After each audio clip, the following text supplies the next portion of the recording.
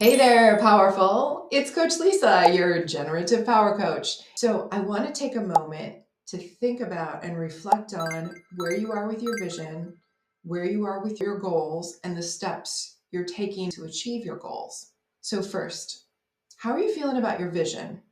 Has it changed? Is it the same? And is it more real in your mind? Can you imagine yourself doing that thing, achieving that vision? Say it out loud if you can right now. The more you actually repeat it to yourself and say it out loud, the more real your vision becomes. So, my vision is that from 20 years from now, I'm going to be an active, influential speaker and I'm going to be very physically fit. And the reason I need to be physically fit is because speaking and traveling can be very demanding on one's body. Like, I use a lot of energy and I'm very physical when I speak. I'm moving around the stage, I'm traveling places, and I don't want to be limited because I am not physically fit. So I'm working towards that goal. Has your vision shifted or is it still the same? It's totally okay if it's shifted. The one thing about vision is a lot of people get hung up on they want to create the perfect vision for themselves. And you know what? Perfection is not important here. The important thing is to create a vision that seems like the right thing for you in the moment and then work towards that. You can always adjust if you need to. If you have another vision that's come to you and it's really important, you can note that and you can work towards that as well. Have you noticed that these things are all interrelated? I've had another vision come to me as I've been creating this program, which is I'm going to have at least 1,000 people go through the Generative Power Challenge in 2025. That's actually the first time I'm saying that out loud. So that's another vision that I have. Of course, it's related to me speaking 20 years in the future because this program is a platform for me in my keynote speaking and my workshops. I'm going to be creating retreats and conferences. So it's all related. So, how are you feeling about your vision? Are you making progress towards it? Is there a goal that you've achieved or that you're working towards? Are you still trying to figure out the steps towards that goal? All of that's fine as long as you're continuing to think about it and work towards it. Now, I wanted to talk to you about unexpected opportunities because I talked about unexpected interruptions. And those are things that happen that throw off our plans in ways we didn't expect.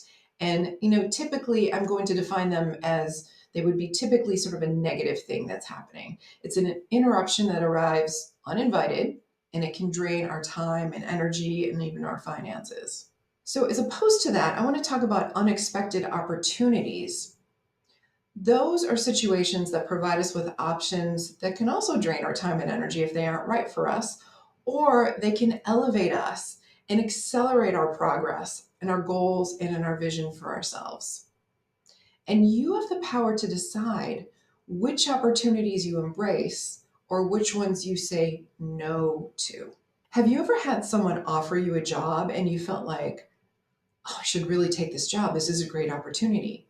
But it doesn't feel in alignment with where you want to go in your life. It can be hard to say no. But I want you to remember that no, N-O, period, is a complete sentence.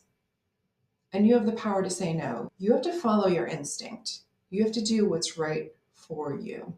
I had an opportunity arise last week and I had to say no because this isn't where I'm putting my energy right now. I'm putting my energy towards generative power, and that's creating more power for me and for the people in the community that I'm creating. So I had to say no to this other opportunity, even though at another time and place, that would have been a great offer for me. And you know what? I didn't even hesitate that much. Right in the moment, I said, no, thank you, because that's just not what I'm focusing on right now. And I know this is a great opportunity and I appreciate it, but no, thank you, not right now. So you have to overcome the fear, the anxiety, the trepidation, and step outside your comfort zone to go with that unexpected opportunity. Most times when I accept invitations that I'm a little hesitant about, I am so glad I did because I met someone new, I learned new things, it generated new ideas for myself. I almost never regret accepting an invitation to go do something with people that I either know or don't know yet. What other opportunities might come your way? Maybe it has to do with your parents or your family situation. It's up to you to say yes or no. And sometimes you can say, yes, but can we do this a month from now? So I want you to reflect on over the past year or so, were there any unexpected opportunities that came your way? And if so, did you embrace them or did you turn them down? And how's that working out for you? I also want to point out that sometimes opportunities are served up to us and we actually don't see them. We're not aware of them until sometimes we look in the rearview mirror and we're like, oh, wait, they were inviting me to do something. There are times when we're in group situations and someone will say, hey, does anybody want to do XYZ? And often we can say, oh, that's not for me. They're not really asking me to do that thing. Have you ever experienced that? I have.